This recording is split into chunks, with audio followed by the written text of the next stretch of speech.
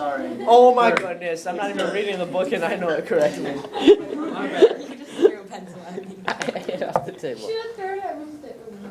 And since I'd never been asked out on a date before, at least not by anyone who counts, I didn't know what he was supposed to say.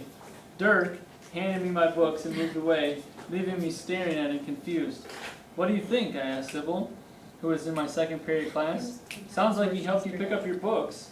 I know that, but he said should be fun. Why would he say that if he didn't want to go with me? Margot, are you listening to yourself? Since when does should be fun mean let's go out? For real, so. How many boys have asked you on a date? I snarled. And your cousin Thomas, that runny-nosed 7th grader, don't count.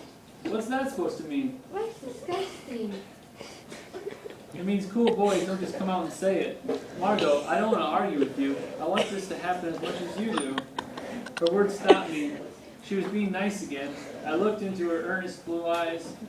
They were filled with concern. She truly is from another planet, I thought. Even Mother Teresa wasn't this nice. I sighed. The carnival is cool and all, but it's really no biggie. And now, a brief note about lying to your best friend.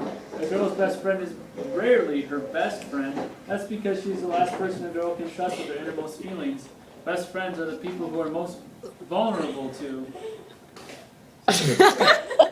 And since we girls spend half of our time snarking and attacking each other, our best friends are the last people we want to trust with personal information they can drag out of the closet and use against us one day.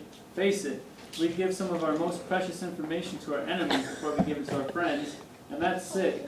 Boys don't have this problem. Back to me and Sybil. Margot, before we jump to any conclusions about Dirk, let's be sure, she said patiently. Sybil was right. I was getting ahead of myself. There was only one way to get to the bottom of this. I needed to run into Dirk next period and continue our conversation. I consulted a schedule. I noted that Dirk stopped by his locker between 3rd and 4th periods precisely at 10:51 a.m. Sybil and I synchronized our watches. Today, we were waiting for him. Okay, just letting you know, I don't think any girls at Central do this. I do. Well, I do. Kyle does it. she's, I be stalking my boys. Ooh, so does Mr. Overhoy. We all know that. I'm just sitting here waiting for him to come in every 7th hour. Yeah, you are. All right. Let's go, Kyle. Emma, when you were walking towards us, Emma was like, what is Emir wearing? It was like... Because I was wearing a V-neck yesterday. I was looking fly. It was striped